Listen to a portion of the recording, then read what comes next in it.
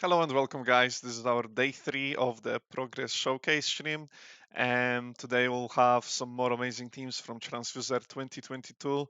I'll be chatting to the developers, getting some insights on the struggles and the successes they've had throughout the program so far.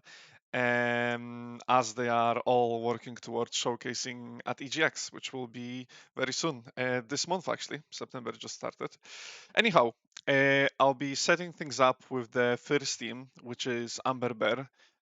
From there on, we'll have five more teams after. And yeah, I'm looking forward to chatting to the teams today. There should be some great games, some great projects. So we'll be going into a short break in just a second.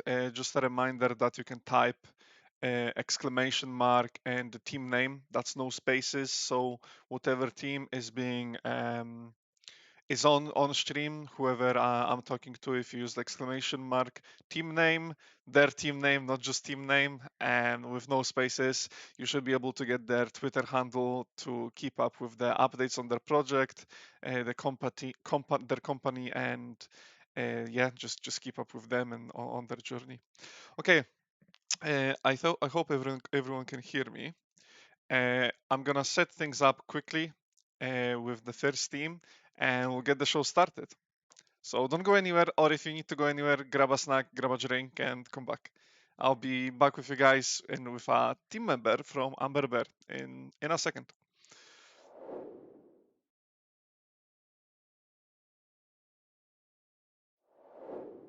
Hi guys, we are back. I have Ada with me from Amber Bear. Hello and welcome. Hello. Okay, so you can start with introducing yourself and maybe what role you have on the team, and we can see what Amber Bear is all about. Lovely. So I'm Ada. I'm the designer of Amber Bear. Amber Bear is a little game studio that is consisting of four people. We have Freya, our lovely, lovely writer, Dan, our artist, Tarek, programmer, and me in the role of design. Amber Bear is a game studio that is really passionate about bringing the underrepresented folklore into the public light. And that's what we're doing with Ascent. Lovely, lovely. So how did you guys come together? So we all met in Falmouth University while doing our degree in video games. In Falmouth University, each year you work on a multidisciplinary game development project long term. Hmm. And so all of us have previously already worked in different teams with each other, creating games. And yeah, we met each other. We found out that we work in good synergy. We work really harmoniously together. Hmm. And funnily enough, Ascent has been done previously before to an extent. Back in Right. our second year, Freya and I and a team of nine other people, we worked on a first iteration of this game. So sort of the core, very core concept of Ascent, Hmm. but completely different visuals, completely different gameplay and such. So yeah, that thought of Ascent just never really abandoned us. And when the application for Transfuser time came, Hmm. we just thought, no, we have to give this a go. We really have to. Why did you think that that was the thing? Like we need to do it. Like what made you really go for it? Probably, firstly, it was bringing the Baltic folklore in the game scene. Hmm. Baltic folklore has been never done in games. You have Slavic folklore, you have Nordic folklore, Hmm. you have Native American folklore. Never really have Baltic. Secondly, we all were really, really keen of the concept. In Ascent, you play as this tiny little pilgrim who has this big, big mission onto his shoulders. You have to resurrect the holy flame in the world where all the flames have been extinguished. And so you have to climb up this big mountain as a tiny pilgrim, enduring all this peril and all this challenge. And it just really resonated with us, Hmm. as well as the overall game setting being in this sort of almost prehistoric Baltic fantasy world, which enables unique art styles and Yeah. enables unique writing and the voice of the writing. So it just really resonated with all of us. Lovely. Okay, I'll let's see the gameplay then. We'll See have the some gameplay on gameplay. screen now. So maybe you can tell us more about the game and how maybe you tackled some of the challenges you've had take that concept that you were describing about this culture that you feel hasn't been showcased enough for all the content that it has to offer? How maybe you how did you manage to like put that into the project? So mostly it all comes down to research. You research and you research and you research. You research the cultural customs. For Hmm. example, in this demo that is being showcased right now and what we are presenting for Tranzfuser, in this demo, the core puzzle is centered around controlling the bees and informing the bees about the previous owner's death. Because according to the cultural customs, bees were a very important part of the household. And whenever someone in your family got married, left the house, died, you would have to go and tell the bees. Otherwise, they'd Hmm. be upset, they'd stop producing honey, they would flee away. So, researching things like that. On the art side of things, again, it is very, very thorough research into both sort of real world objects such as houses, fences. Baltic culture is very known for the wood carving, so Hmm. taking inspiration from those, as well as from the Baltic artists, as they have fairly unique, really sort of angular and darker art style in their paintings and such. So, yeah, it is certainly a lot of research required to make something that is a good representation of the culture. Yeah, definitely, definitely. Um, have you had any? What was like the biggest challenge so far with the project, whether it be technically or I don't know, coming up with design for something? Certainly is how do you represent this really narrative heavy experience in a Hmm. way that is actually fun to play? How do you add good but very simplistic gameplay to a very narrative heavy game? Yeah. And playtesting has been very, very useful for this, as we found out that, yeah, our game is really missing sort of a core loop, sort Hmm. of core element that allows you to make meaningful choices in the gameplay. And that's why we are right now focusing a lot of our efforts into implementing this new core mechanic that we came up with. So, a little sneaker peek is that as you walk throughout the level in the darkness, there are going to be spirits of these dead past pilgrims roaming around. And Okay. all of them are trying to come to your torch and nip a little bit of fire, extinguishing it a little bit each time. And so you have to like relight the fires or consume the power of the lights from the others to sort of power your torch. Hmm. And all that allows a bit more of an exciting minute to minute gameplay, a little bit more of a challenge on the Yeah. player, but still allowing them to focus their mental efforts on experiencing the story and walking around and exploring things. Hmm. Awesome. So the game is it's sounding like it's covered in a bit of a mystery. Am I right in saying that?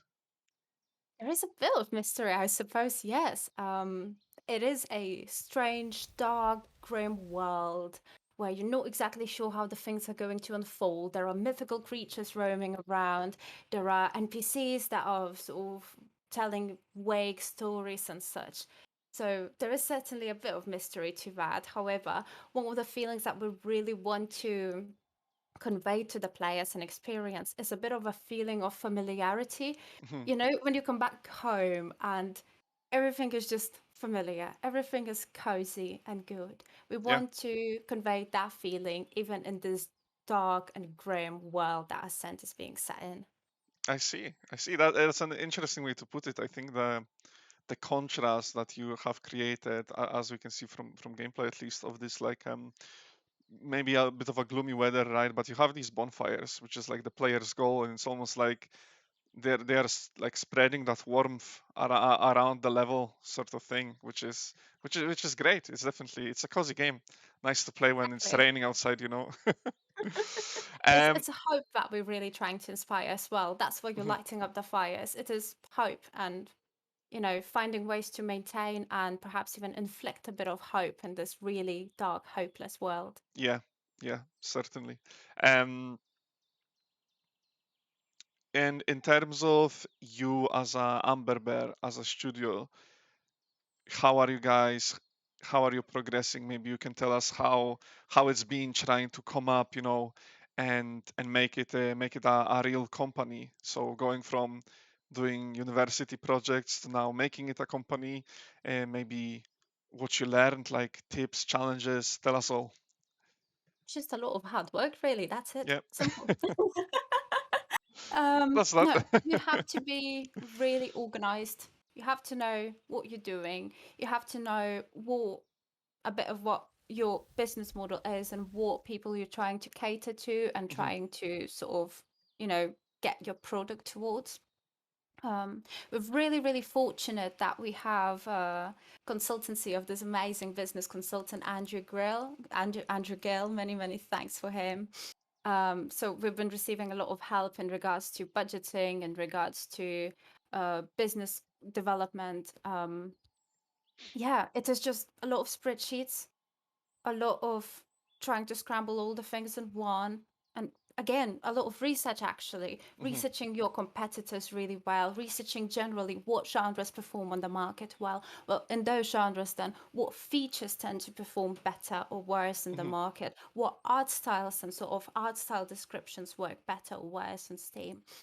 It is just research, spreadsheets, and then looking at that research and spreadsheets and trying to make sense out of them. Cool. That yeah.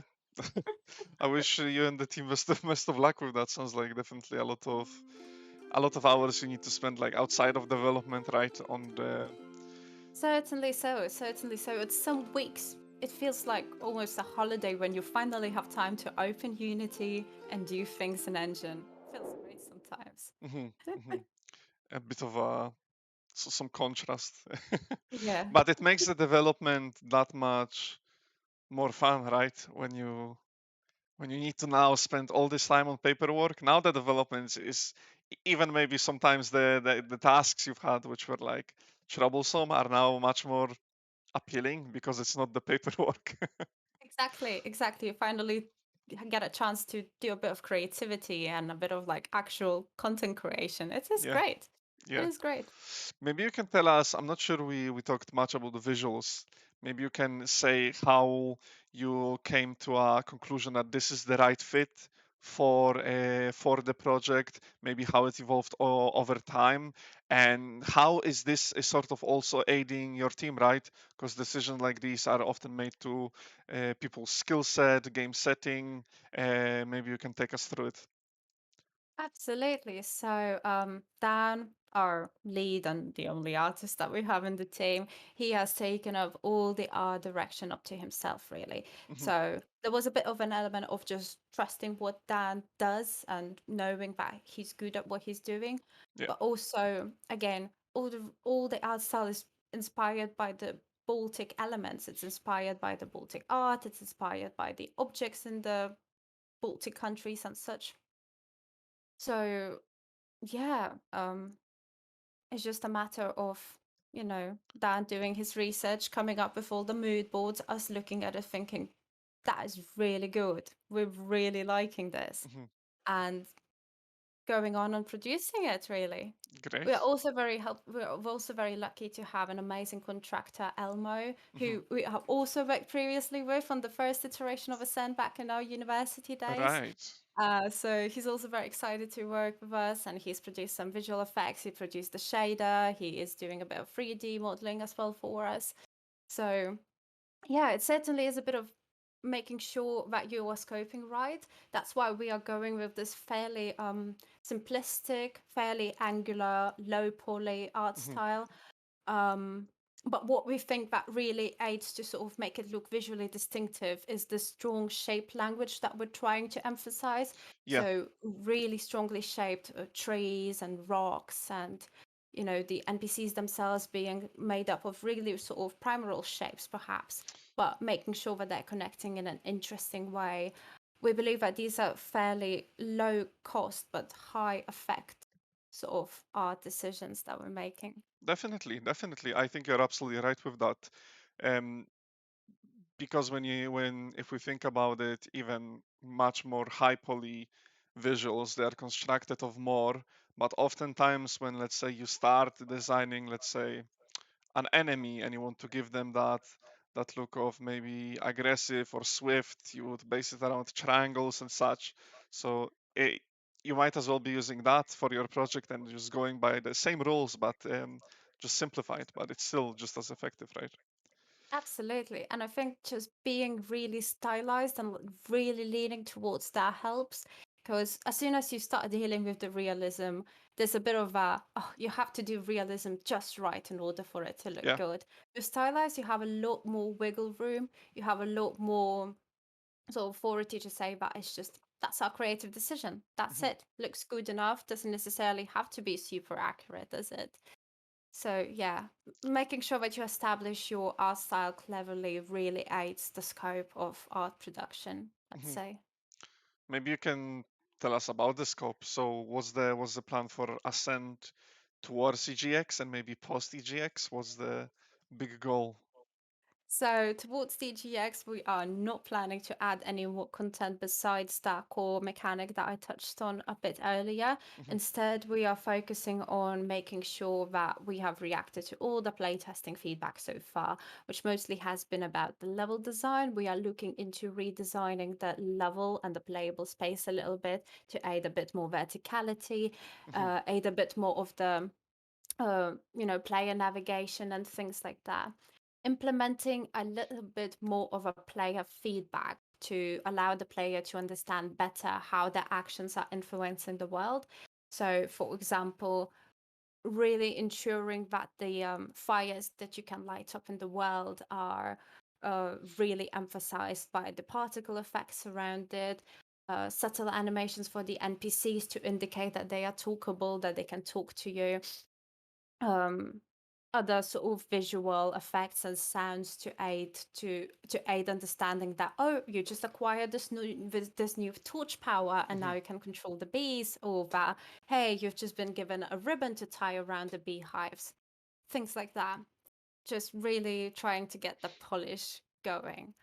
After EGX, after EGX, we are actually planning to take a little step back and go a tiny bit into a bit of a prototyping and experimentation phase, Okay. because we only started working on the prototype for Ascent, this one, literally as the Tranzfuser sort of timeline begun. Yeah. That meant that we need to focus on producing an actually good product, right? And we didn't have too much time to make multiple prototypes, see what works, what doesn't. We just kind of went and produced and iterated as we went along. Thank you, Mhm. Agile methodology, for allowing this in our project management. But yeah, so we're really excited to take a tiny little step back, using the experience and knowledge that we acquired during the Yeah. visa to try and apply it to new experimentation and seeing what emerges from that.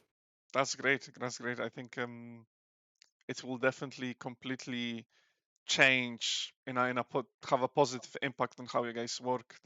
As you said, this entire experience, being able to now take this and now going forward, you have all this knowledge and you know what to do, what not to do, and that can really Exactly. like speed up work and just change how projects go from the very start, right? Because you're learning on the way with Ascent essentially. Exactly. Very well said. Very well said. Thank you.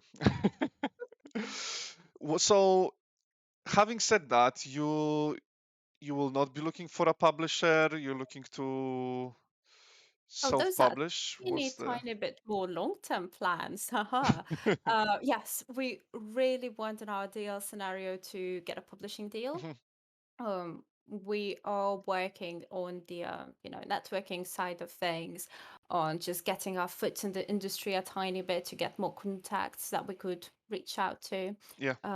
We are still perfecting our pitch deck, obviously part of it for the pitching at the EGX, but also for pitching to the publishers. Mhm. We've been lucky that we had a chance to pitch to this game startups accelerator, Mhm. which just the pitching process itself gave us a little feedback, as they did approach it quite from a publisher's perspective in the way that Mhm. they were listening to the pitch. So yeah, certainly going for a publisher, as it allows quite a few good things. The Ascent has been designed with a console port in mind. However, due to us being a team of 4 people, we are only focusing on Steam right now. Publishing deal, however, could allow us to port to console. It is also, marketing and public relations and press coverages. That's so much easier when publisher handles these things.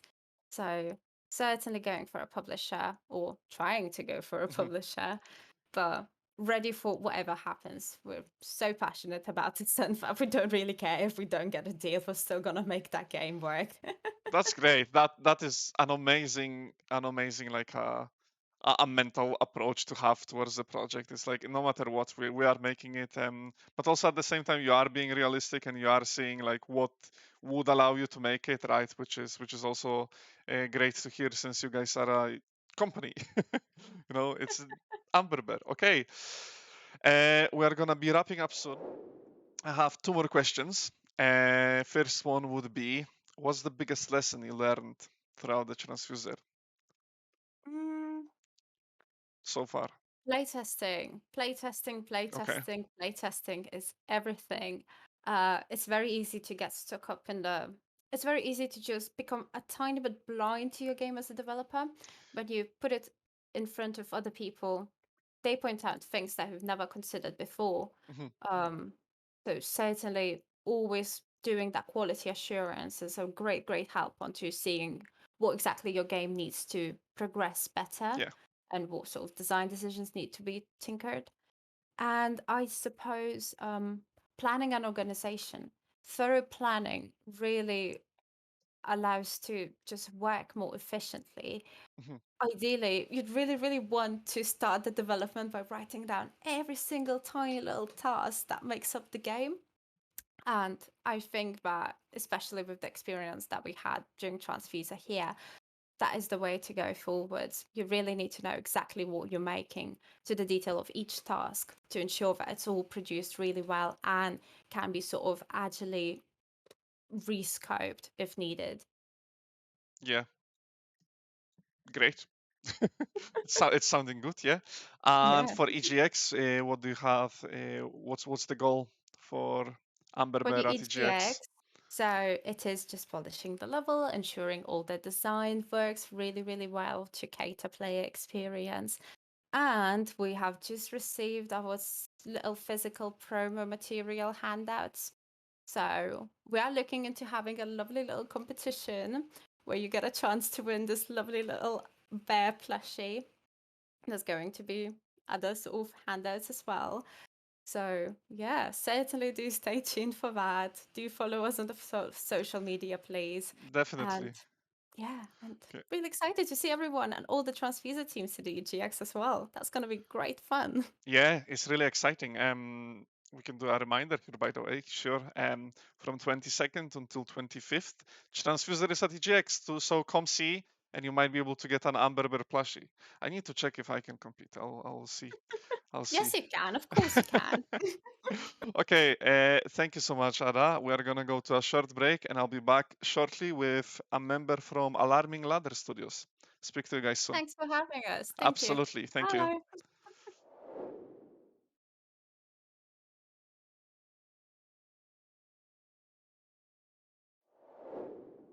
Hi guys, we are back. Welcome back to the Progress Showcase stream. We have still plenty more teams to go, and I have with me right now Hannah from the Alarming Ladder Studios. Hello, Hi. how are you doing today? Yeah, I'm good, thanks you. I'm amazing. I'm excited Great. to see all the get to know all the secrets behind these projects. So, speaking of, maybe you can introduce yourself and your team, and we can then chat about the Kingdom Run and what it's all about. Yeah, so my name's Hannah from Alarming Ladder Studios. We're quite a small team at the moment. It's just myself who is the artist and level designer, and then Dan, who's our team leader and programmer, and he also does a bit of the design as well. Lovely, great. And how did you guys come together? We went to university together. We worked on quite a lot of other projects together and game jams and things. That's the main reason why we sort of started this project because we worked quite well together. So yeah. Hmm. So you had like plenty of essentially like a teamwork experience already of from working on all the other projects, right? Yeah, exactly. Yeah. So we knew we worked like well together and our Hmm. like skills like worked well together. That's perfect. Yeah, that's Yeah. perfect. I think it's I think for some teams, even sometimes is the case where I feel like if a team is working well together, they might even tailor the project to work for them as well, you know. So they'll create a project that fits the team and not only what they want to make if it's not feasible, depending on the skill set. Yeah, exactly. Yeah. I think we complement each other quite well with things. We cover most of it, even though there's only two of us. But Perfect, perfect. yeah. And why did you think like indie and transfuser is the suitable way for the project and for your team? So well, the main reason we wanted to go indie was because there's not really a lot in the area where we are in Suffolk. Hmm. So we really wanted to create like something that was local, and then potentially be able to like help future students like with the other projects to be able to give them a chance to work on things. Because obviously everyone knows I think it's quite difficult to get into the industry. So we wanted to kind of be their like helping hand, so to speak. Yeah, I see. Yeah, definitely. So you might be sort of like breaking the ice for anyone else who might try to do it like going forward, or maybe for people that don't even know that this is like a route they can take, right? Yeah, exactly. Yeah. And I think, yeah, it's just nice to be able to like give people a chance to try things, even if it's just for like small projects and things, or just to like help so they've got something. Because yeah, it was quite difficult for us to find things within the area. So Hmm. yeah, that's kind of where that came from. So if you couldn't find it, you just you're making it yourself. Make it exactly. Yeah, that's what we decided. Yeah. It is what it is.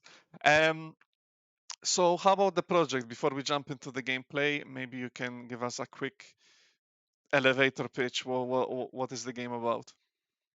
Yeah, so Kingdom Run is a VR game, an action adventure game where you play as an adventurer navigating trap-filled tombs while collecting gems and avoiding enemies along the way.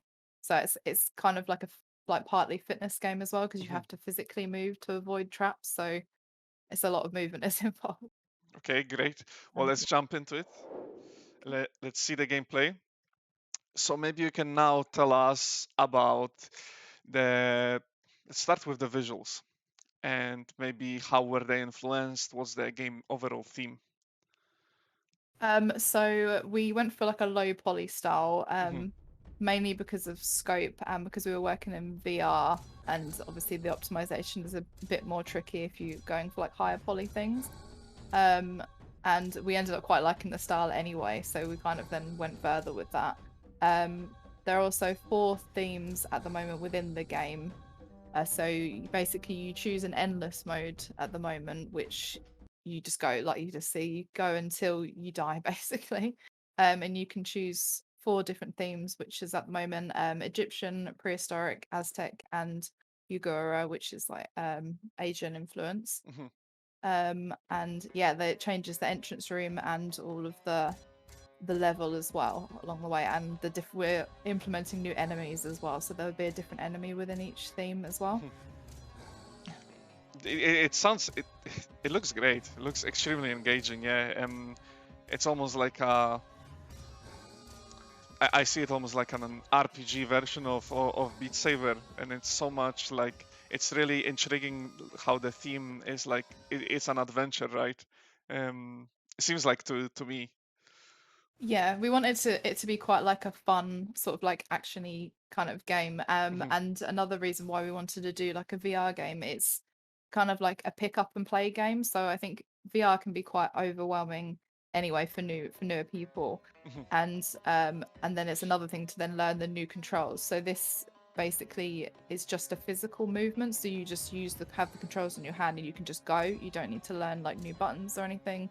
So we wanted it to be like more accessible and potentially draw more people into like using VR. Yeah. And that we've seen that with like some of our playtesting already. I think, especially a few of Dan's friends have tried it and have actually bought VR headsets now because they've enjoyed it so Oh much, wow. which is obviously great to hear. So that was like what we were trying to achieve, like making it something that anyone can kind of just play. You can just Yeah. like crack on, and we have different modifiers as well, like difficulty, so you can have like a really slow one for newer people and then it gets faster and faster. What's the thinking behind that? do you want to?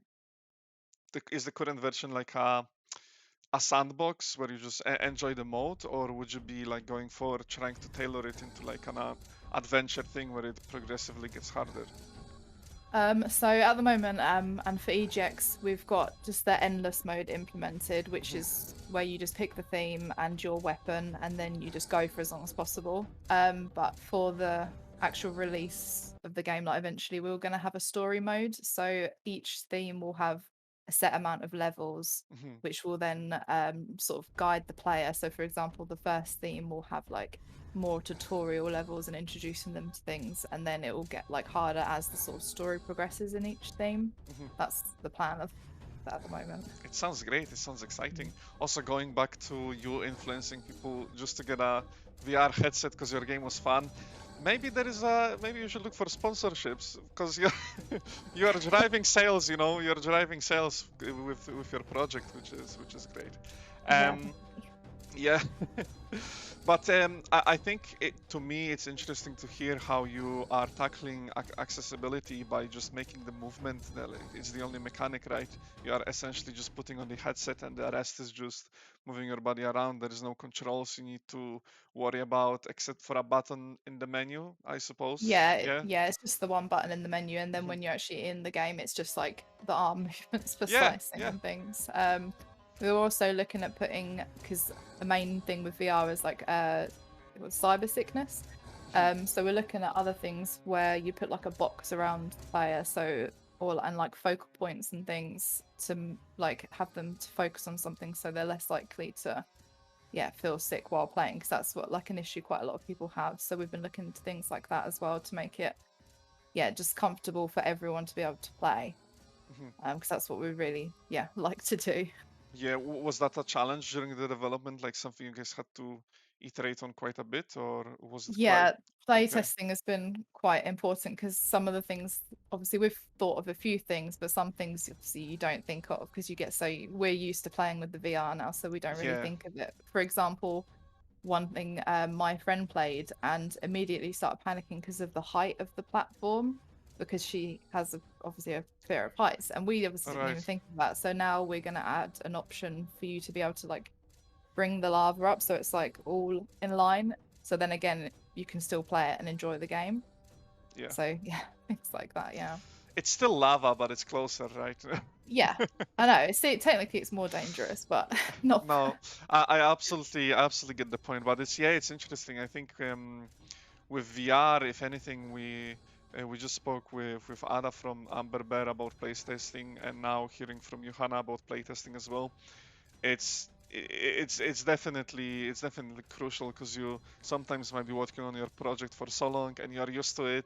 You know where things are, how they work, and you might Yeah, not have that fresh point of view anymore. So yeah, yeah. exactly. It's definitely important. Yeah, because you get so used to it, we can like play it in our sleep basically now. So yeah, it's very important, as I think everyone knows. Is there anyone on your team who has the highest score that no one can Oh, beat? probably Dan. Shout out to Like Dan. his head's probably like this now. I've just said that, but yeah. And how was the tuning of the difficulty of the game? Has Um, that been quite easy, or because you have y- three different difficulties, right? Which obviously to me it seems like it's more scope, right? To try and tailor each one easy to be easy and hard to be hard, etc. yeah, so we definitely they've been tweaked a lot. And we also have a double speed modifier, which technically makes there 6 speeds, because you can double easy speed and things like that, and medium, because it's then not quite as fast as the next one. So yeah, we wanted to, and there's a way you can turn off enemies and things, and to make it easier as well. So yeah, there's a lot of just getting people to play test and make sure that, because we were so used to the faster speeds and thinking, oh yeah, this is fine, and then people would play it and be like, oh no. So yeah, it was just play testing. I think it's just the most important part, and making sure that there's easy enough settings for everyone, because Dan just can't even play it now on easy or medium, whereas like most people when they're first trying VR they have to do it on easy, because it's quite overwhelming, isn't it, everything like coming at you at once. Yeah, yeah, it's. it's a lot of great content, right? But you need to, I think, getting used to that tempo that the game throws at you. Yeah, It like can be ease into it. definitely, yeah, definitely challenging. Speaking of easing into it, is that so is the player at a constant speed throughout the level? Does it pick up, slow down? Can they maybe slow down? Can they speed up? How does that work? So at the moment, unless you just choose the speed and it stays that Okay. speed, it may be because when we have story levels, we'll be able to obviously iterate them, like have them to be specific ways, which would have like different things like that. But at the moment, Hmm. yeah, the endless is just kind of like just go on for as long as possible at that speed. I see. Or this, yeah. And are you guys looking forward to EGX and seeing how people interact with this? Yes, definitely. We've done a couple of like really small events, and it's a lot of fun seeing people play the game. Because I do always worry with people wanting to try VR because it's quite, again, like if you're not used to it, it's quite overwhelming. But actually Hmm. seeing people play it is just great, and everyone so far has genuinely like enjoyed it. Like they've put it on like a slower mode, and they're like, oh, actually, it wasn't that bad. So which is great, which is obviously what we're wanting for the overall thing, that we're wanting people to enjoy it who aren't used to VR. So yeah, Yeah, it's really definitely looking forward to that and seeing yeah, all the other themes. Obviously, yeah. That's I'm looking very forward fun. to that definitely. And yeah, you'll make people fitter by just playing your game, which is great. You are helping out people's health, which is awesome. Yeah, and it's Uh, fun. So it's like fake. It's like cheating exercise, isn't it? Which is yeah, you obviously don't great. realize you're exercising. It's awesome. Yeah. Has there been any funny bugs you guys maybe took time to try and solve? Because I know developing in VR can be quite. You do the development, then you need to suit up with the headset and the controller and kind of see if that small thing you just changed, if it's actually working.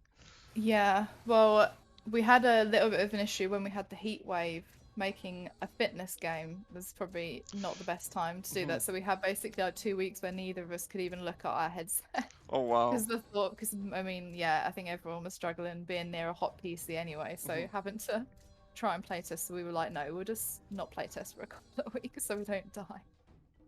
So that was interesting, but So how did you actually? Maybe you can, if you're okay with it, like share how did your team like tackle like the situation where we are putting a stop onto playtesting? How did you as a studio kind of come together to still make progress essentially? so we were focusing a lot on like other things, like because obviously I'm just doing like creating the models and stuff, which Hmm. doesn't necessarily need, like if we're making like similar models, doesn't need as much play testing. So and Dan's been doing a lot of like the business side. So he basically focused on that mostly rather than like any programming things Hmm. during that time. Because obviously, yeah, there was he couldn't implement it and test it at the time. So trying to do a lot of the paperwork, which everyone knows there's a lot of it. So yeah, I guess it took the time to be able to step back and do that. Yeah, I see. Mm. Uh, I'll switch up the conversation a bit now more since we are on the track to like you as a studio, how you guys getting along?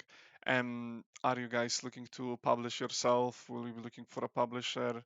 How are you seeing it now that you sort of learned more about what publishing is and how it might aid you? Yeah, so for this project, I think we are hoping to self-publish, Mhm. because we're at quite a decent stage in the game already. So yeah, hopefully, if all goes well anyway, that's what we're looking to do for this one. I mean, I'm sure if you guys work hard, you'll be able to get it out. We had um, some great comments already in the chat about your game. That looks great. People are enjoying just the footage. So imagine when they actually get to play it, you know. Mhm. um, are you looking to expand the game in any way? What's the like a goal now? Where would you like the project to be for it to be released? The next stage, like after EGX, is the story mode basically, and just adding in Hmm. all the like curated levels, and just yeah, having players be able to like progress through. So there's more like replayability within the game. So we'll have like each level there'll be like challenges where you have to collect like all the gems, for example, and survive without taking any damage and things like that. So it just adds challenge to like more experienced VR players, just so Mhm. it's not like the same, like the endless thing. Obviously, you're just like going for as long as possible. But yeah, that's what we're wanting to do for before like the final release. It's Sounds just great. yeah, exciting, Sounds yeah. great. Yeah, it take these things take time, but it Mm. definitely would be exciting. And I think what you are doing theme-wise with this game is quite intriguing. For example, I find it interesting for its RPG element, almost like slaying most monsters, collecting some gems. It's like I think uh, you might be tackling a target market, which is just kind of sitting there waiting for this sort of title, because I haven't come across something like this myself, and maybe because I haven't played much VR, but yeah, it looks good, it looks great. Yeah, Um, thanks. and throughout Transfuser, what has been the biggest lesson so far for you? Um, I think it's this understanding how much like business and paperwork there is to do. I Hmm. think Dan has kind of been the savior with that, and it's taken he's been taken away from a lot of the actual like like design of the project. So which has obviously been quite difficult with such a small team. So I think just being very prepared for how much time that actually takes, and just being very organized and prepared for all of that basically, which yeah, he has been, so that's been great. Yeah, that's the main thing. And playtesting, of course, like playtesting constantly. Don't leave it until like the last minute because it's very important. Yeah, yeah, you don't want to find yourself at the end of the development happy with the project and then hear that n- things aren't working for players as you think Yeah. that they should be, and we spoke about post EGX. Maybe you can tell us, like, at EGX, how would you like what are you seeking to get out from the letting players experience, and having people come around and seeing your game? Yeah, I mean, just trying to get as many people as possible to play, maybe trying to, yeah, hope that people who maybe aren't that experienced with VR, like enjoying the gameplay and things like that. We're planning on doing a little competition as well of who could get Okay. the highest score. Um, so yeah, stay tuned for that. Anyone's allowed to join in. So Yeah, scoreboards, at least to me, any scoreboard anywhere is an incentive to give it a go, just to see where where I might land. Great. mm. Okay. Any shout outs you would like to give to anyone as we are finishing up? Yeah, I mean, obviously, Dan, who's the team member, who's yeah, because just the two of us, it's been difficult, but it's been good as well. He's been a great team leader. Our facilitator Julia, who has been absolutely amazing through the whole thing and really supportive. All our legendary ladders, of course, and our community champion at the moment, which is Dan Bob, who's part of our Discord channel, which he always joins in on things. So yeah, shout outs. Lovely. Just Right. everyone in the server, really. Thank you. And thank you, Hannah, for the great chat. Yeah, anyone looking forward to slaying some monsters and gems, which is how it seems we collect them in the Kingdom Run. Mhm. Come by to EGX from 22nd to 25th, I believe. Okay, Definitely. Yeah. we're gonna finish up here, and we're gonna go into a short break, and I'll be back with a team member from Team Taylor. So don't go anywhere. Thank you again, Hannah. Thank you, guys. Bye.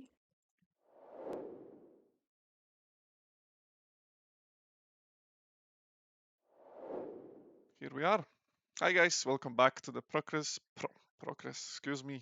Showcase stream. I have with me Thomas from Team Tailored. Hello. Hello. So you can introduce yourself and your team and give us a few words what the Team Tailored is all about. Yeah, no problem. Yeah, we're Team Tailored. I'm Tom, who's the team leader. We've got Harry, who's coder and sound designer. Jake, who is environmental artist. Ben, who's the character artist, and then Jake, who is the other coder. Lovely, perfect. So quite a small team. Um, Did you guys come together through university? We've heard from most of the teams, everyone is, sort of meeting along the way and seems to just be Yeah. working great. And why not make a game, Yeah, 100%. So we all met through well, myself and Harry, we've known each other for like 8+ years now, and then we both went university together, and then the rest we all met at uni. We all got really along. In our second year, we did a project together called I believe it's Dryer, the Legend of the Toad Ninja, just in Unreal, just a 3D platformer. And in our third year, we basically all did our separate projects, but we all just uh, we're all together during it, so we all helped each other out, which was helpful. That's great. So is the game, which we'll be talking about in just a second, is the game you've come up with for? Sorry, did you start working on the spell rain before Transfuser, or uh, was that just at the start of Transfuser? at the start of Tranzfuser, I our see. previous projects for FMP was kind of just the amalgamation of both of them combined, Mhm. just using all of our talents and just put it into this one game. Nice. Speaking of talents, that's a perfect transition to my next question, which is the spell rain tailored to the team, or is the team tailored to spell rain? Tailored for our fans, I'd like to say. Okay. I see. Yeah, let's just jump into it. Let's see what the game is all about. We'll have some gameplay on screen now. Can maybe give us Nice. a quick pitch. What the pitch? Just a description. What is the game about? What can the player expect? So Spell Rain is a top-down action adventure set in a alternative 11th century Norman England, where you play as the main character who's basically just got to stop this monarchy. And very much gameplay-wise is based off Enter the Gungeon and Hammerwatch. And So, yeah. how are you looking to break through with spell rain based on based on your inspirations? What is spell rain bringing to the table? It's just really accessing a time period that's not really seen in video games these days, where a lot of people get taught about it in school, but that's it. Just maybe like a year worth of Norman history. And where we're based in the southeast, we've just got abundance of it. It just allows us to actually go to these on-site locations and learn a lot about it. I see. You can maybe tell us also about the theme that you've tackled, because obviously you mentioned like Enter the Gungeon, other sort of games like that. Is the theme something that players perhaps have seen before, so you're aiming to make it like familiar, or were you trying to make something quite unique to what your game is? We want to, of course, do something familiar, but you want to actually have like an impact on the market with something brand new. Where you've got like Gungeon, it's just where the levels are just random. Ours are just are pre-made, so you get to learn the levels and then you can actually speed run the game if you wanted to. I see. Okay. We're seeing some combat on the screen as well. So in terms of like in-game mechanics, what's in spell rain, to sort of engage with for the player? So with the combat, you've got the mix of the bow, and then you can use 2 spells at the moment for this demo game for the EGX. And with of course, you can use fire, which I don't know if it's matching up with your stream. The fire's just You appeared. timed it perfectly. Yes. Oh, nice. Yeah, it's just trying to use all these combinations of magic and weaponry with different enemies that are affected by these different types of combat. Right. So just forcing the player to just learn different types, just try and hopefully get through the level. So I noticed there like a small, almost like a scroll wheel with 3 colors appears occasionally. Yeah. What is each one of them, and how can player perhaps get better at using it to aid their combat and the gameplay? So I believe this is quite an old footage for our game at the moment. So at the moment, we've reduced it to 2 for the time being. The green one is wind, which takes objects around the player, which can defend the player, but then afterwards can be thrown at enemies, causing damage. And then, of course, you've got the fire that just has like an afterburn effect, causing enemies that chase you just slowly actually die themselves. It's like a ticking damage on them, yeah. Yeah, ticking damage. So maybe that's interesting. So tell us how did the reduction to 2 came into place? I think just because of the scope of the game at the moment, we originally wanted loads of powers and loads of levels, and then when we was just like, this needs to be shortened for the demo, so it was just like, what at the moment, what's the best powers for the demo, but also can be used the most for the time being. So we was just like, originally we was thinking of a kinesis ability that turned into the wind ability, and that would pull objects towards you, that could open doors, and we realized, why can't we just use this for offensive and defensive as well? Mhm. And then with the fire, it's just conventional magic powers, really. Yeah, it's quite classy as well for this sort of games. And based on your inspirations, is this roguelike, roguelite? What sort of target market are you trying to get at with Spelunky? It's definitely it's not a roguelike. It's more accustomed to something like Hotline Miami, where you've got levels you've got to complete to get through the storyline. So quite lore driven then. Pardon? Quite lore driven then. Yes, narrative heavy, yeah. So in terms of the narrative, where does that come from? Did you guys have like a niche you wanted to tackle? We've seen with some of the teams, they had like a theme they really wanted to portray. How has it been for you guys? Yeah, it's been really handy. Like I said, we've got so much history where we live that with William the Conqueror, we can just legit just read history books and take what we want to take from that, and then add our own fancy element onto that and give it a nice twist. I see. All right.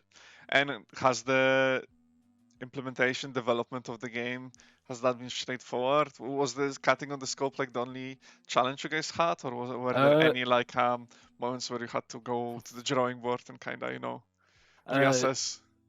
Definitely with the art style in the beginning. I remember when we first sent in all of our stuff for Tranzfuser. I think it was originally 16 or 32-bit the art style, but then we were thinking, with the scale we kind of want to go for, we definitely want to downgrade it so we can, well, not even downgrade it, we just want to make it smaller, but then we can have more assets. Right. We can knock out these assets much quicker.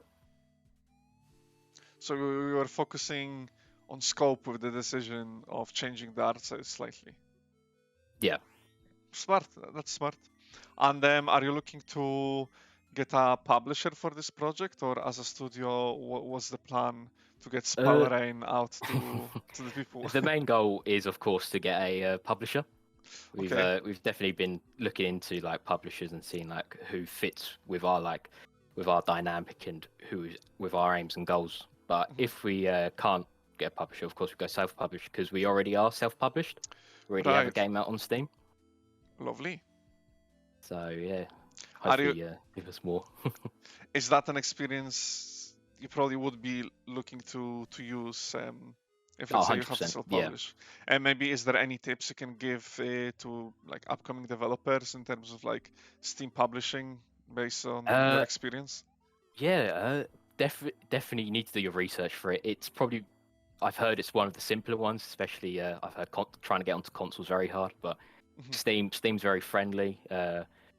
Just make sure you've got all the correct achievements in that you need, because we forgot an achievement and Steam was like, no, you can't put this on Steam just yet. So we had to go back to that and just like find the achievement we didn't need and get rid of it. Okay, interesting. And in terms of the game expansion, if you do a Landa publisher, would we see the comeback of the third say power that we are seeing in the current gameplay? Yeah, 100%. Ideally, we originally planned for 5 magical powers. Oh wow! And then, a ton more levels, but of course we had to downplay it for the demo. So what's the in-game world like actually? Because we spoke about it briefly a few times, but I'm really curious. What's the character's goal? What are they setting out to do? What is their incentive to essentially slay anything on their way to So to ideally, get they want somewhere? to get rid of get this monarchy out of their country, Okay. and then the player will go. At the moment, this level is currently like a prison level. They've been captured, and then hopefully, when we actually after EGX and Transfuser, we want to try and get more levels based on England and just the whole country. Just like maybe get some countryside levels in, maybe some castles, stuff like that. Really. So you're sticking quite to like what you know and know Yeah. quite well to kind of just portray that. Yeah, that's smart. Definitely, definitely. Um, and throughout Transfuser, how has your experience been like? How has it aided you to take the spell rain to like this next level? With Team Tailored becoming a, a game studio. How has Transfuser aided in all of it?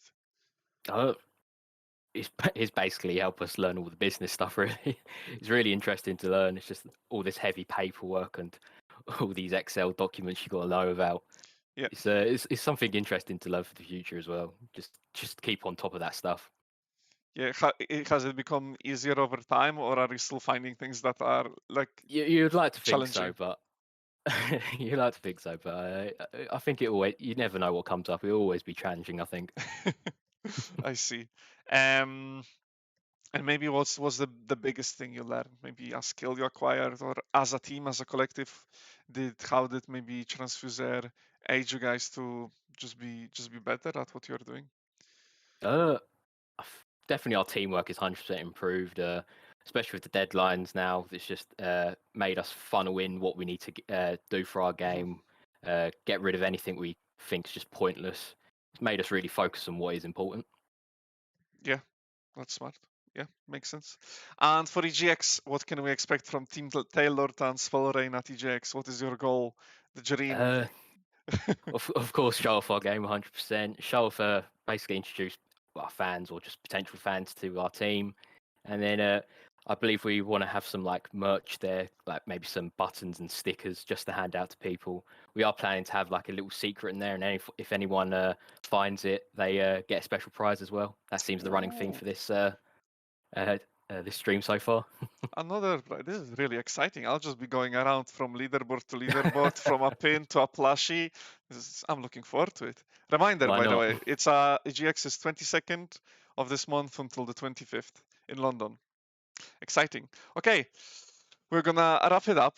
Thank you so much, Thomas, for the chat. You can Thank give you. shout outs to any of your current fans or your co-developers. Stage Yeah, is of yours. course. Shout out to the boys in Team Tailored. Lovely doing this with you always. And then of course check out our already published game on Steam, Project Everblood. Yeah, and their socials, their Twitter is in chat, guys. So definitely check them out. Follow their journey towards EGX and or onwards from there. Okay, thank you, Thomas. Thank you so much. Thank Thank you you. for the chat, and we'll be back shortly with another team. Don't go anywhere. Thank you.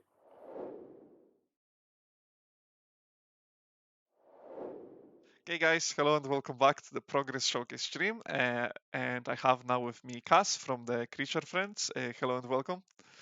Hiya. How are you doing today? I'm all good, all good. Bit warm today, but we're getting there.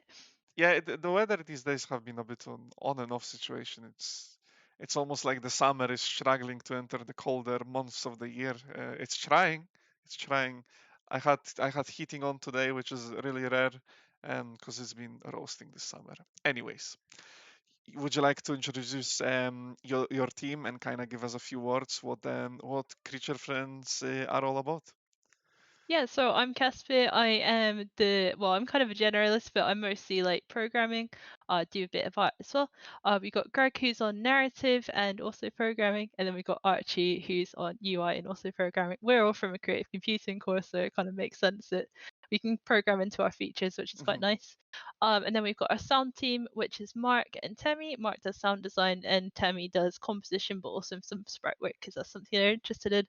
And yeah, Mark does a bit of QA as well for us. Lovely, perfect, flawless team introduction. I'm sure the team will appreciate that. So, did you guys, I suppose, like many other teams, you came together through university projects, or was it game jams? Yeah, so it was in uni we have a reason we're with sound people, we have like quite a lot of like meshing courses, so we got to kind of work with sound people rather than just using stock clips, which was really nice. And yeah, we just all worked quite well together. We worked on Sporox, really the grey boxy horrible demo for one of our final projects. It needs to So start somewhere. yeah, exactly. But yeah, so we've taken that forward to this, and yeah, it's going really well. And this the Sporox itself, perhaps I'll take us straight to the gameplay. Perhaps you can tell us more about what the Sporox is and what people might expect from the game. Yeah, so Sporox is a game. It's a puzzle, a 3D puzzle platformer where you play as a mushroom who is fighting through the components of a computer so it can reach an Ethernet port to get to the internet and affect all of humanity. It's kind of like comedic but dark, and it's got some mystery solving elements which we'll see later. And yeah. From the description, it's quite bizarre, but in a good way. Like living Yeah. in a PC, what is going on, you know? But yeah, I think that's what's interesting and definitely fun about like small studios, that you have so much freedom to create projects like this that are genuinely fun. You know, so yeah.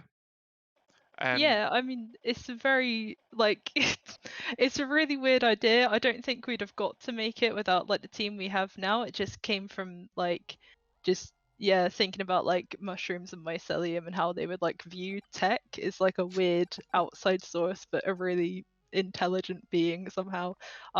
But yeah, we've got here, and I think it's just a fun concept to make bosses, especially around PC components. It's been really fun. yes, I gotta say that is to me as as a player as well. Yeah, it's definitely intriguing to hear like a PC component as like a boss situation. Definitely sounds fun. It does sound fun. It sounds great.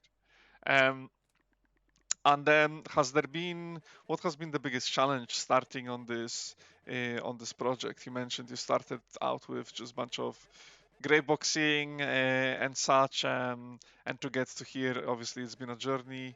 I'm sure you guys are further up, and we'll see how great the game is at EGX. But sort of throughout the development, you can tell us maybe about some challenges and how the team came together to find a solution to those.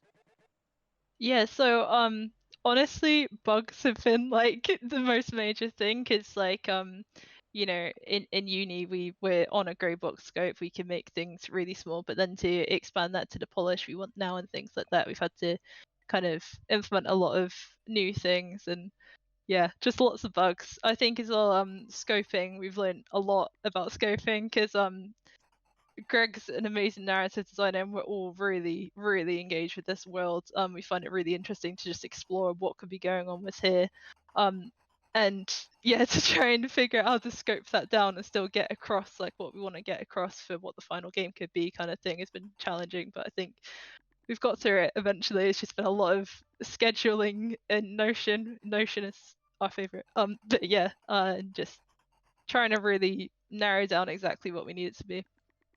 Yeah, I mean it's easy to get carried away with a theme that has so many. I feel like it's so out of the box.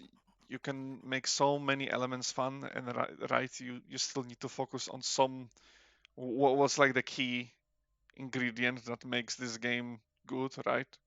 Um, so definitely scoping would be quite crucial.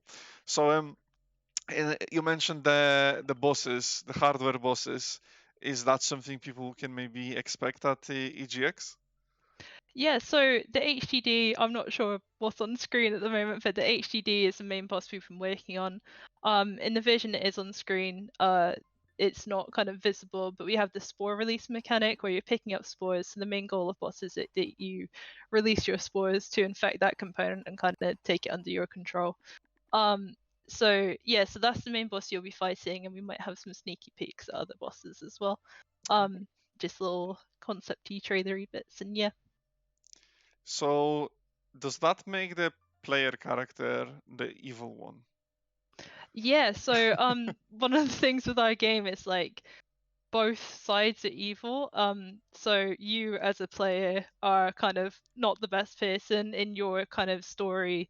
You are the child of someone who has kind of ravaged the planet this mushroom came from to make this alternative fuel source. So you'll see kind of crystals littered around the scenes. That all ties into the lore. It's a bit kind of hard to explain, but it's all little secrets you'll figure out as you go. And yeah, so both sides are just kind of malicious, and it's just about kind of sympathizing with, I guess, well, I sympathize with the mushroom because they're cuter, I guess. But yeah, so trying to figure out which one you like more. Great. Well, we have the answer. I mean, it makes for definitely an interesting theme. It's sad to see the hardware go, though. Definitely. Uh, we can maybe talk a bit more about in detail about mechanics. We see a lot of interaction with the environment. We are seeing some puzzles. You mentioned the ability of like possess some elements as well. So if you could take me through the gameplay essentially, what are the in-game mechanics? You know, how can the player engage with the game? Yeah, so kind of you start off in like a little base where you can choose which zone you go into based on a component. So obviously for the demo we're just doing this hard disk drive section. So you notice kind of graves and things in this section that pertain to, its dead files. So every component kind of has a mechanic you gain off of them. You probably won't get to use it in the demo, but you get sparks off of the HDD because it's the first thing to kind of blow up and be very dangerous, I guess. But yeah, so kind of minute to minute, you're going through this level, you're solving puzzles, you're talking to NPCs to do quests, and you're kind of trying to progress forward, but find collectibles as well. It's we see it as almost like a Metroidvania kind of thing where you want to Okay. go through and get like stronger, get abilities, and then find the boss from doing quests and puzzles and things. But yeah, and then you can go back and do other bosses, unlock new areas based on the abilities you've gained. I see. Great. Yes. So it's like an adventure sort of situation. Yeah, definitely. That's what it sounded like. Yeah. Maybe we can have a chat about the art direction of the project then, because it's really interesting to see. I think we've seen it with Team Kaleidoscope as well, where you have a 3D world, but the character seems 2D, if I'm correct in saying that. Yeah, so we kind of went for this like 2D pixel art on a 3D environment thing because we thought like we really like kind of games like Paper Mario and things like that where they have that effect, but also with the pixel art and we've got some voxely things going on in there as well. We thought it would kind of translate quite well. It's like, you're in a computer, this is all files that are data, and then like the 3D bits are like kind Okay. of actual environmental stuff. So like the hardware of the PC and everything, and then yeah, so you'll notice kind of the more pixely elements are more digital as you go through, but yeah. I think that's a smart twist to put on it. That everything, as file is looking different from like the what's really there. It's I think having that, being able to differentiate, it make it much more interesting to engage with. I think certainly. And as a studio, are you guys, would you be looking to publish it? What's the goal so far? Yeah, so we want to self-publish. We think because of kind of the tone in the game and the gameplay and everything, it's we really kind of want to aim for like a kind of more niche audience. Okay. So we think we want to go for publishers in like the indie space that kind of pertain to that kind of go for those audiences. And we think that would be a really good kind of jumping off point. And as well, in the marketing side, again, we're from computing and music courses, so that is kind of one of the areas we're kind of not as strong in. So a publisher would really help us with that side, and just connections and general things like that as well. I see. Great. So it's you have a goal in mind, which is great. It's perfect. And then going forward for EGX, what are you looking to get out of your experience there? Yeah, I think just lots and lots of play testing, seeing what everyone really thinks about it. We're gonna do a lot of play testing coming up to it. Obviously we've got Mark on QA, but we're gonna engage with more public play testing a lot more. And just really kind of narrow down exactly what we need to make the game clear to everyone, kind of thing. But I think as well just being around industry is just really exciting, even from the Dundee pitch event, just being in the same boat as lots of other like small indie developers was just a really nice environment. And yeah, just making connections really, speaking to everyone, playtesting. Yeah, it's just a really exciting event for us. Sounds good. Yeah, sounds good. And post Tranzfuser, post EGX, this is where the exciting question for me comes in. How would you be looking to expand this already, quite Oh, well, quite vivid game? I'm thinking, is the player moving onto the next PC? What could be happening? Without too many spoilers, right? You don't want to reveal all of the lore. yeah, so yeah, again, without revealing too much lore, we kind of want the player to, in the final game, be able to go through all the major components again. The reveal of them is quite important, so I won't go into too much of them. But we've got sketches, concepts, little animations going for Okay. things like the RAM, CPU, GPU, and finally the Ethernet. So yeah, the final game would be like basically going through APC and seeing what comes out of many infections of your mushroomy, virusy, fungusy thing. It could your game could make for a great placement for like an antivirus promotion for a for a PC system. Yeah, we've actually our flyers for EGX, we kind of went with that style of like There we we're go. making a fake antivirus advert of like we're an antifungal, come and buy our thing, which I think is quite a cute idea, but yeah, definitely. Okay, Cass, as we are coming close to our chat, you can maybe give us an insight to maybe some top tips that you would have for even yourself, from before you started with Transfuser, coming all this way, some lessons, what do you think is the key ingredient to doing what you're doing successfully?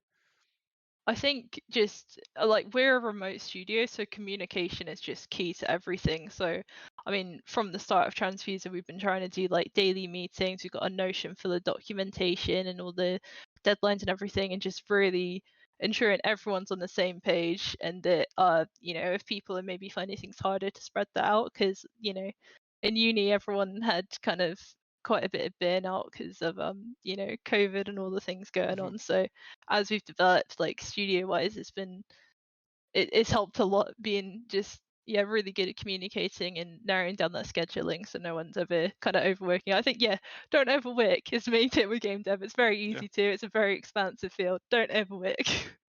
Yeah, it's not a sprint, it's a marathon. Gotta keep it in mind when you work on these things. Okay, well, thank you so much. Stage is yours for any shout outs, of course. Yeah, so shout out to the team, shout out to my professors, to James Turquoise and Coral Manton. Miss you guys. And yeah, yes. Just very, very happy with all of it. Thank you, Tranzfuser. It's been a really lovely experience and looking forward to EGX. Me too. It's really exciting with all of these games. Okay, thank you, Cass. We'll go on to a short break and we'll be back shortly with a team member from Reengage. So don't go anywhere. Yeah.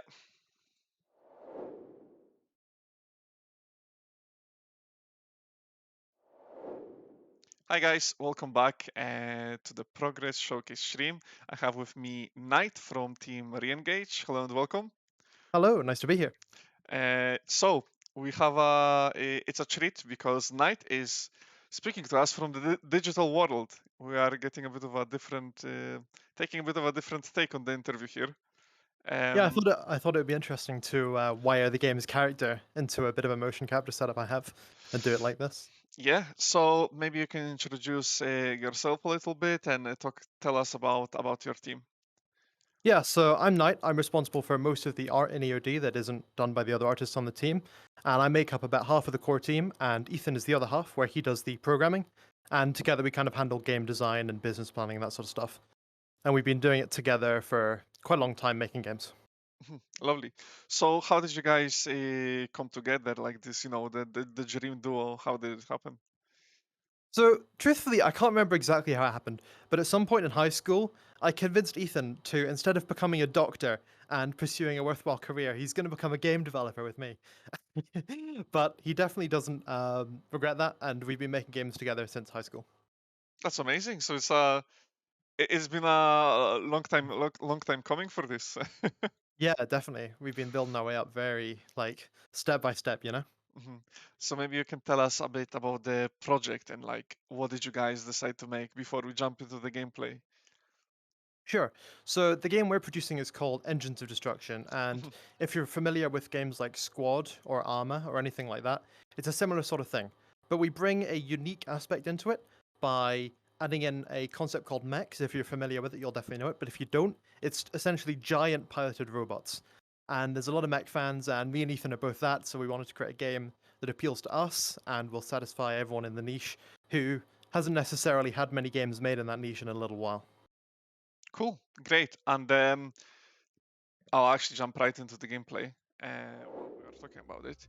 So has this been something that you guys are personally like passionate about in terms of playing this sort of games, or Yeah, absolutely. what was I like mean, the incentive for creating this? so when this thing comes out, production for the game's gonna grind to a halt because I'm gonna be playing it all the time. It's basically exactly the kind of game that we would want. It's Mhm. it has that sort of community aspect. You can create your own content. You can mod the game as much as you like.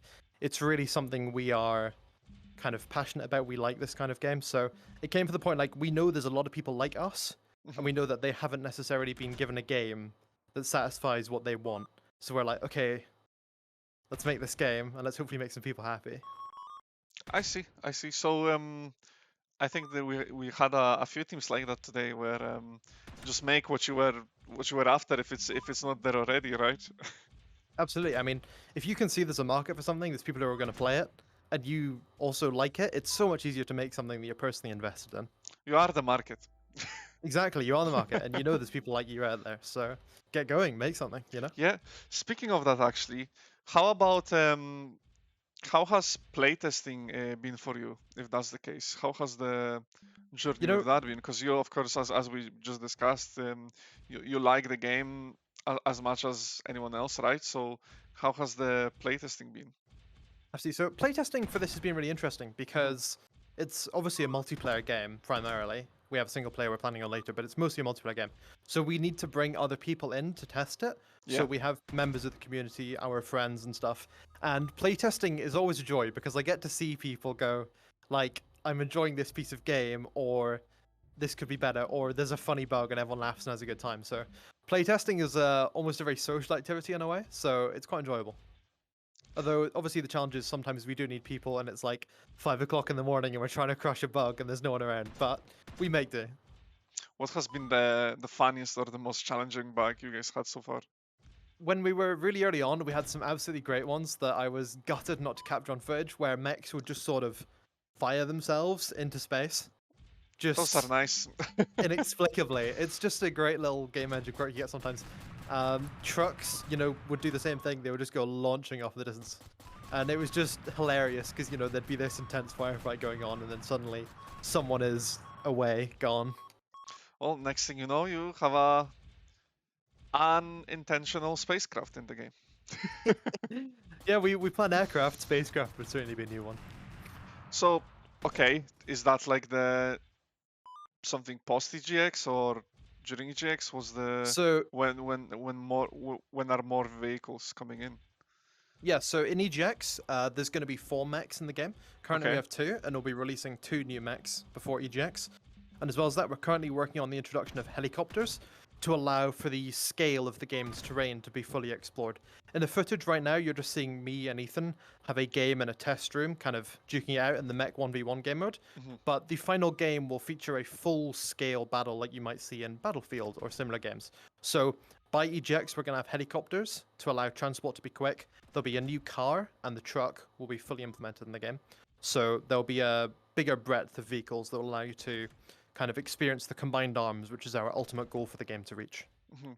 So obviously, Max will not be driving the trucks. You can tell us No. maybe a little bit about the on-foot gameplay and maybe the challenges of it all, like creating that gameplay element, because it's almost like you are doing 2 games in one, because doing the Max on its own is already quite challenging. So how did you guys come together to make that on-foot battle just as enjoyable? Yeah, so absolutely. This is the thing. We need the infantry and the mech systems both have to be as fun as each other because people need to play both for a full game of the game to take place. So we've spent a lot of time creating this infantry system. So it's going to feature a large amount of firearms, rocket launchers, and the movement we've been paying a lot of attention to recently, and we've created a system called True FPS, which, if you're not familiar with it, many games have a different 3D model for the third-person view and the first-person view. In Engines of Destruction, we've combined the two using Unreal Engine's new control rig system. Okay. And what this means is when you play the game, it's incredibly immersive. You can sort of, if you hold your arms out in front, with your rifle, and you look down, you will see the full body of the character, and all the animations that other people see and you see will all be synced up. So we are doing our best basically to make sure that the infantry is as polished and as kind of fully expansive and has a good breadth of gameplay as the mechs. And in terms of balancing that, the power of mechs compared to being on foot, how are you looking to enable maybe the destruction of the mechs by the soldiers on foot, and vice versa? Will the mechs have enough to, let's say, take down a helicopter? How is the balancing gonna work? Balancing is undeniably going to be a challenging aspect of the game, but we definitely have our ways. We've been researching the way that kind of combat against tanks and things happens with real-world military technologies. So we know that it's common for squads of militaries these days to carry anti-tank rocket launchers. Now, these same ideas would be effective against mechs. Mechs may find it difficult to traverse across tank traps or specific concrete bollards designed to stop them. And then at that moment, infantry, of course, is a significantly smaller target. You're not going to be able to hide a mech in a bush, but you can hide a man with a rocket launcher. And that kind of interplay between the systems is what we hope will create a lot of depth in the game. And every system, will have its benefits and its negatives. Mechs, they have a lot of armor, they have a lot of firepower, but they stick out like a sore thumb. You can see them anywhere, and not all of them are super quick to get away. Helicopters can move very fast, but they have no armor. But if you launch a missile, they can launch countermeasures. You see, everything kind of has its plays and counterplays, and if you can execute them right, you may win the battle. I see. Yeah, well said. Well said. And as a studio, you guys being maybe I'm thinking you can give maybe some other developers some tips and kind of based on your experience, because being a 2 people studio, you must have had contractors, etc., joining in. So maybe you can tell us a bit about that sort of setting up a studio experience with such a small team. Yeah, that's correct. We have used some contractors in order to kind of get us to where we are right now. I guess I would say if you're going to try and set up a studio, especially a small studio, there's some benefits too. Like if you know someone and you're, really you get along exceptionally well and you each have skills that complement each other, like me and Ethan happen to have, you can really benefit from that. Of course, the negatives are you don't have as much manpower, but there is lots of pretty awesome organizations like Tranzfuser, for one, who will offer you the help if you can kind of push your game to a point by yourself and maybe with some contractors, then you should really be able to reach out to these people. And there are just so many people around who will help you. We've got a lot of shout outs to give at the end. But We'll yeah, get there. seriously, just yeah, we'll get there. But without getting too much into shout outs, reach out to people. They will, there's so many lovely people in the game space. Yeah, and I think you guys have done a fantastic, amazing job. I think someone said earlier in the chat that the UI looks really refreshing, and it certainly does. I think the game holds a bit of polish to it that we might see in a, let's say, a showcase of a AAA game that is in development, which is amazing. And I think you definitely deserve a tap on the back for amazing effort, because I think even if you are getting on contractors, it's a thing you need to set up right. You need to do the paperwork for it. You need to Yep. make the tasks clear for those people. So I think it's coming along well. It's coming along great. I'm personally interested in about the pacing of the mechs. Do they have any sprint ability? Are they just, is it set in stone that they'll just be like slow the way they are, or? Not at all, actually. We recently released a new mech called the WR5, standing for Walking Reconnaissance, and Mhm. it's fast. It's very, very fast. It's small, and it's a bit lighter armor than the large Velikan you can see in the footage here. Okay. Now, the mechs can also have a sprint ability. They have a bank of capacitors on them, which holds a certain amount of charge, and you can actually see it being used in the footage. There's a small slider for capacitors on the left, Mhm. and you could use some of this stored up charge to overdrive the motors to get a little emergency sprint.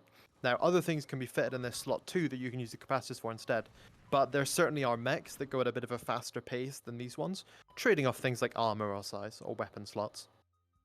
Understandable. Understandable. Okay, I think we'll uh, finish off on the gameplay there.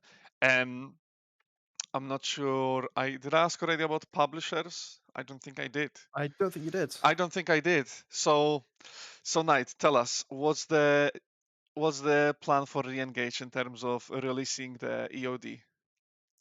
So right now, I don't want to talk too much about our exact financial plans, but essentially we are trying to go self-published if possible because we really like the creative control to create this niche thing that we know that people are there for.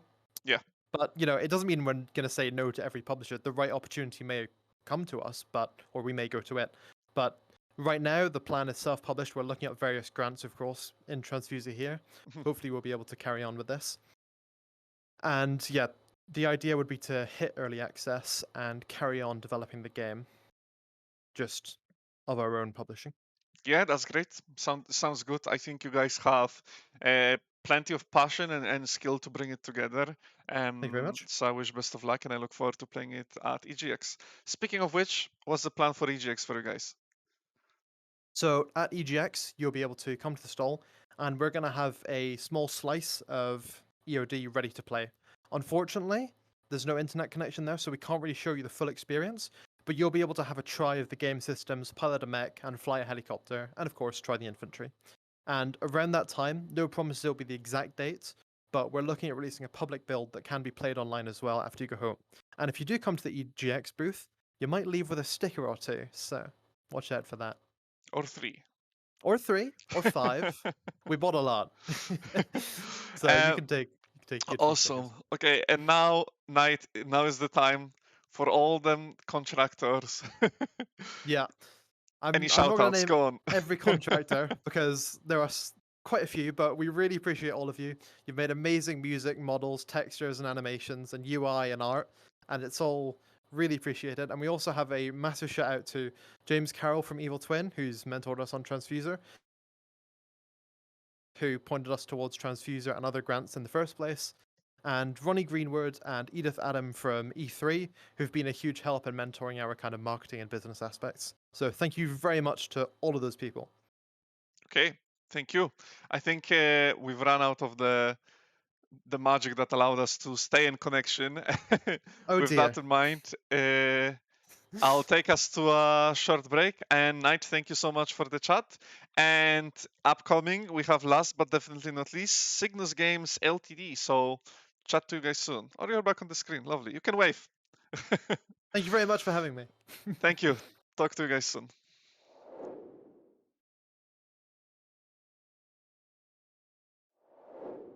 Hi guys, hello and welcome back to the Progress Showcase stream. Last but definitely not least, I have Shami with me from Cygnus Games. Hello and welcome. How are you doing today? Yes, I'm doing fine. It's been great. Yes, a lot of fun at Tranzfuser. Awesome, awesome. So, would you like to introduce yourself, maybe your role in the team, and what the Cygnus Games is about? Yes, so we've been able to incorporate our company, Cygnus Games Limited, because of Tranzfuser, and we are 6 people in the team. Um, we are mostly from Scotland, Mhm. and the person who was from England actually left, but there is an immediate replacement. So yeah, so we are a big team, probably the biggest, but we were close to Dundee, so we did Okay, enjoy the most. Yeah. nice, nice, great to hear. So you have 6 people on the project. How did you Yeah. guys end up coming together to, pursue this indie route of Yeah. game dev?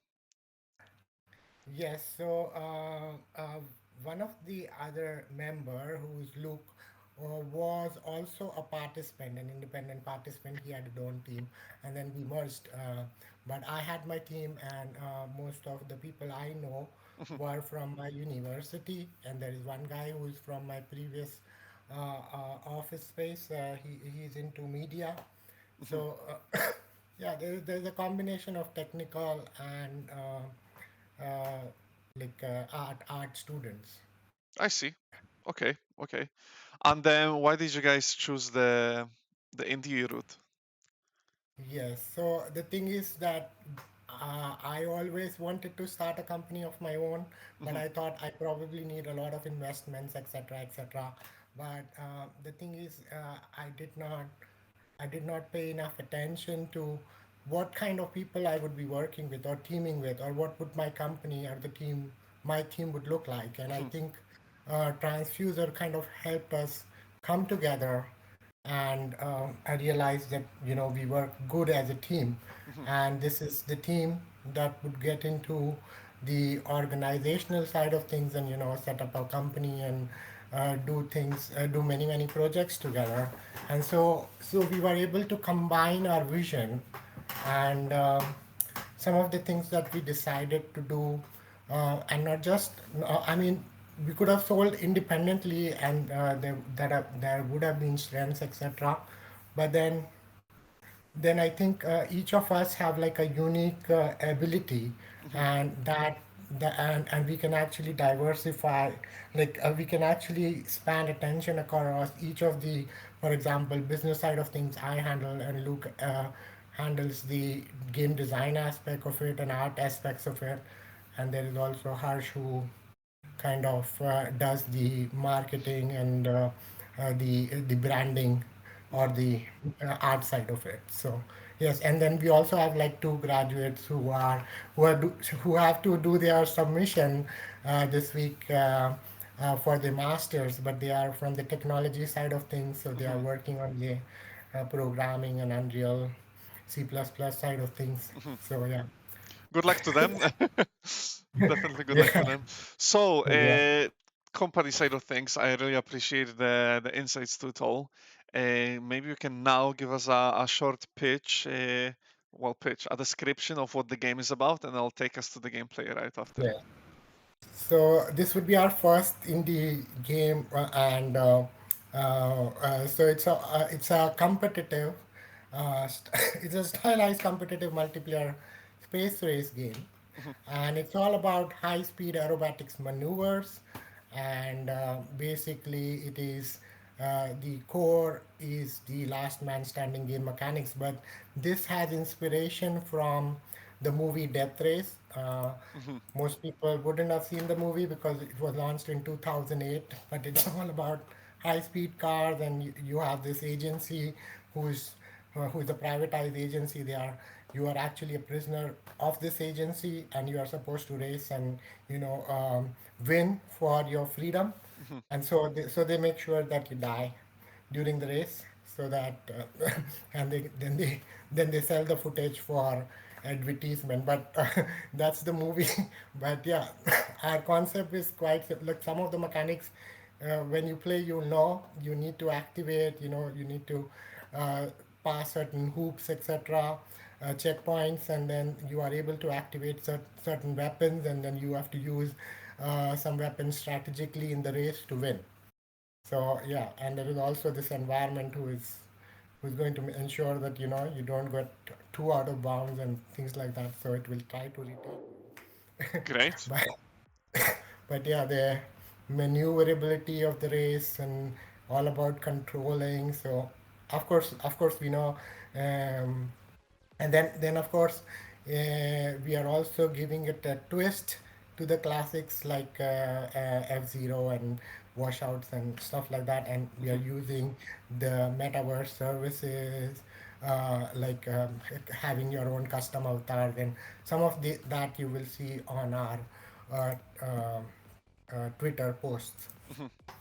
Speaking of, the Twitter should be in the chat. I'll post it just again, just in case. Thank you. Um, yeah, that's sounding great. I really appreciate the detailed insight. It's great to hear all about it. And I'm not sure you mentioned, but you mentioned the inspiration. But is this sort of game that you and your team would like to play, or are you guys just inspired Yes. to work on So, something so like this there at the is time? So we see that there is a lot of people playing space team games. Hmm. About 1.5 million monthly active users play either EVE Online, Star Trek, Hmm. and all these space team games. And so I think there is a lot of market for this, and they because they love and they like to tell stories about playing these games, and they like to be part of community. So I think we are also working hard towards making these kind of uh, uh, tools for the community. For instance, there is a map configurator, and then there is also your leaderboards, rankings, etc. Hmm. So it's all about community tools to be able to tell them, and then the player com. So you saw a metaverse avatar from the engage team, and it was able to move his hands, etc. But this one, it actually does the lip sync as well.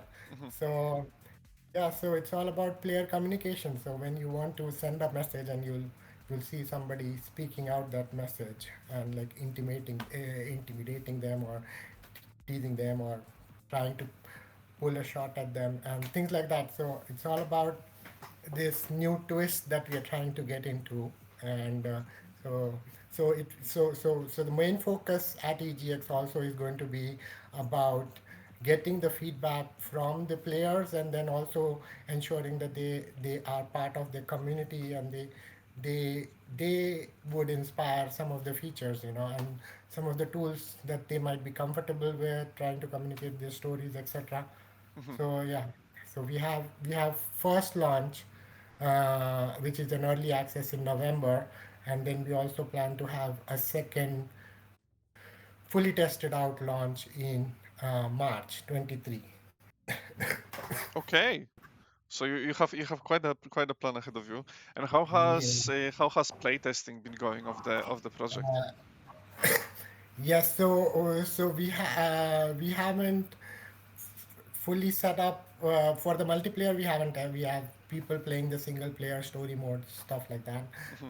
So for the multiplayer, we would be delaying it slightly, but I guess we've been able to do the split screen, so that at least people who come at the EGX will be able to experience mul- the multiplayer aspect of it, Hmm.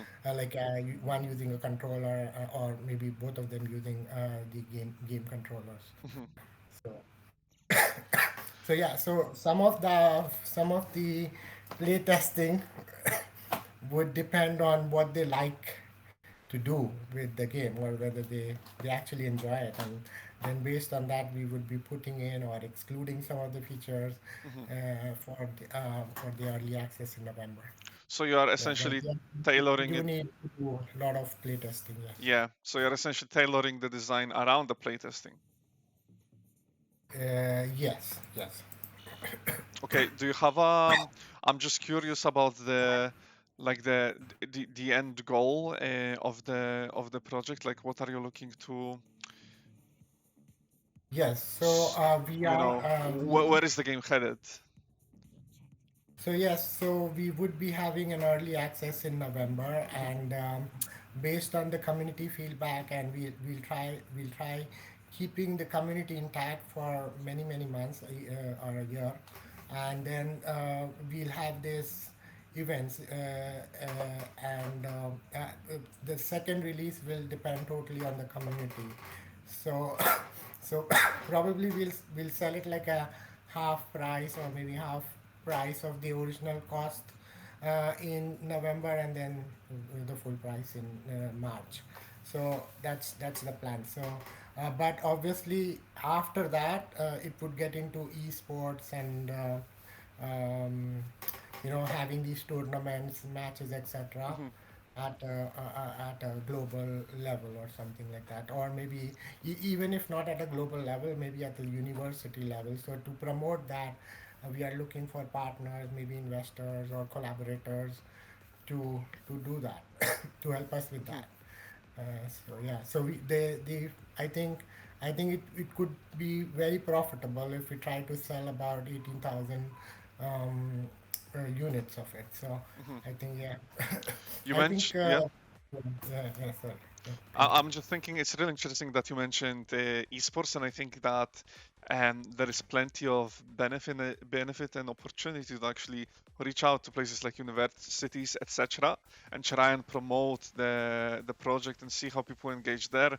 Because not only it's a project that people can just check out how it is, but you can also gather some valuable feedback and see how people experience the project, right? yes, yes. Yeah. So yeah, I think that's great. And then in terms of esports, do you have like a set mode in mind that people might be engaging it, or would it be like purely racing? How are you thinking to add in, that competitive aspect to this fast-paced, Yes, so I think the man standing map, which is essentially a death race. Basically, only one person survives. Very similar to some of the mechanics that you see in Fortnite or PUBG, Mhm. and so I think that works out quite well with there won't be any team games as such, so it Okay. won't be 5 versus 5 or anything. But yeah, it would be more like a progressive one person profile, statistics, summaries, etc. So it would be more about timing and controlling, and so even if it was like multiplayer map, Mhm. only one person will win, About that, how because does the because you need to kill each other to be able to oh, okay. get the first rank. Yeah. So player will have weapons to deal with people racing with them. Yes, yes. So you have a primary weapon which doesn't do a lot of damage, and these are two turrets at the head of the spaceship, and then Mhm. there is a secondary which is like a heat seeker missile, and you got to time it so that it reaches, or if it passes that distance, it might not hit. And then there is also shield, etc., that you can pick up, and then there is also like some tunnels which will do like a refill of your weapons, etc. So you have to be very careful which path you take, etc. I And see. there will be some fine spaces where you need to squeeze through, and maybe you will go through a path where you will be shot down with enemy. So yeah, not many things. And how about just last question in regards to game, and we'll move on to a bit talking a bit more about the studio, and we'll be wrapping it up in a few minutes. But I'm just thinking in terms of level design, we are seeing the spaceship as you I think as you mentioned, like these tight corridors, how Yeah, how did you and your team, how did you guys tackle the level design? Because you're in a 3D space, which is yeah, literally space, and you can kind of go in yes, any direction, up and down, right and left. yes. How did you make the level design to kind of incentivize the player to keep moving forward and kind of lead them through the racetrack, I suppose, right? Yes, I mean there will be these bounds which is not there in the current, but there are these bounds. If you go out of these bounds, you will be getting shot by the agency, But obviously, there are indicators, etc. But even if you miss a gate or a checkpoint, that's fine. You will then be penalized in the end. So, but obviously, all this sort of will depend on what feedback we gather from the community of players, and what we need to keep and what we need to remove. So some of the learning will happen post EGX or during EGX. Mhm. Okay, speaking of, then what's the EGX plan? What would you like to get out of that experience for your team and your studio? Yeah, so we would like to. The main objective is to build the community and try to reach out to some interested parties who would be able to collaborate or help us, or partner with us and things like that. And then of course we have this visiting card, which is like a loyalty card, which has some task in it, and if you complete those tasks, then you can get join our community, and there you can get prizes. Cool, cool. A lot of engagement. I'm hearing from a lot of the teams like engage with the game, and then there is like benefit to it, which is great, which is great. I'm not sure we spoke about. Actually, no, you did mention. Did you mention looking for a publisher? Sorry. So publisher would so we are the publisher Hmm. basically, but I see. obviously a publisher who can help us port to other platforms and Hmm. reach out to more, like more, just convert more sales, then yes, we would partner with that Hmm. publisher. But yes, we would be sorry, too much Yeah, stuff. that's all right. And then maybe you can tell us like the biggest lesson you have or skill that you acquired throughout Transfuser this far, whether it be you as a collective, as a team, or you yourself. Uh, please share with us. Yes, I think most of us, yeah, realize that we are partnering with graduates, and they won't do things optimally, and they need to be handholded at least for a few months. So we Hmm. need to have that patience. And then we also think that that this gives us an opportunity even beyond to keep a lookout for more grants, funds, etc., and Hmm. also the business side of things. So I've been trying to get through, for example, business gateway, and trying to understand cash flow, etc. And Hmm. I'm like putting in all the figures of whether we do get a grant or we don't get a grant, and trying to think of the alternate ways. And I think it has helped me and my team to think of how we can sustain this business for a long time, and what kind of projects we'll be doing in the future Hmm. together. Yeah, that's great. Okay, thank you so much, Shami. It's your stage to give any shout outs. It's been great chatting with you. Yes, I would first like to give a shout out to Sophia Drake, who has been our pitch mentor. She has helped us a lot. In fact, just before we go to AGX, I'm sure we are going to do another pitch for her. And then, please, the two graduates, once they submit their thesis, please come back, and there is work to be done.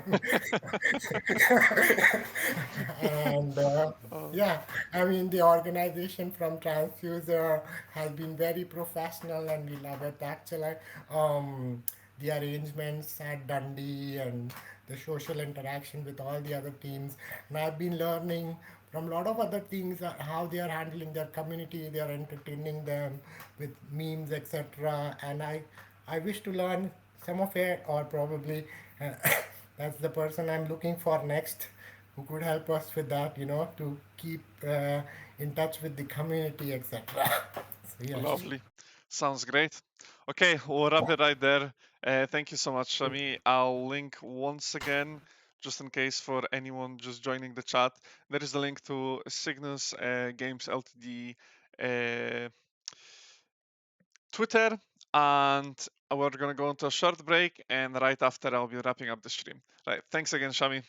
See you guys soon.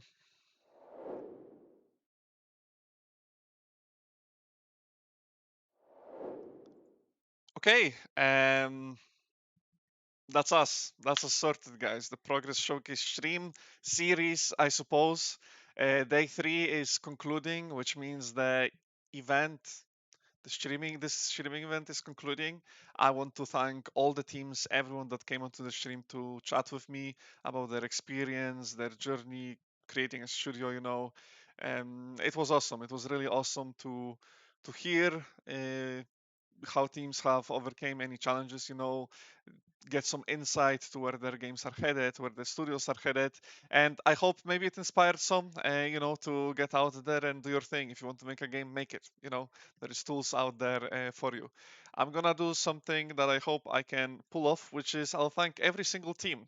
And I hope I will not misspell any of them. So here we go. Thanks to Alarming Ladder Studios, Amber Bear, Aura Digital Studios, BSV Game Studios, Chesser Studios, Cygnus Games Ltd, Creature Friends, Dink, First Horizon, Head Empty Studios, Idiom Creations, Job White, Kaleidoscope, Lasagna Games, Reengage, Schmoving Studios, Skyline Studios Games, Sparky Cat Studios, Team Dwellers, Team Skera, and Team Tailored. Okay, got him. That's all. Thank you guys so much. And huge reminder is that all of these teams will be at EGX from 22nd of September this month until 25th, showcasing their games. So if you're headed to London to EGX, check out the Transfuser stand, pick up some freebies. I heard there's plushies, leaderboards to put your name on, and some goodies, stickers. So yeah, thanks again to all of the teams. Thank you to everyone tuning in. And yeah, I'll catch you guys at EGX, I suppose. Take care. Thank you for watching.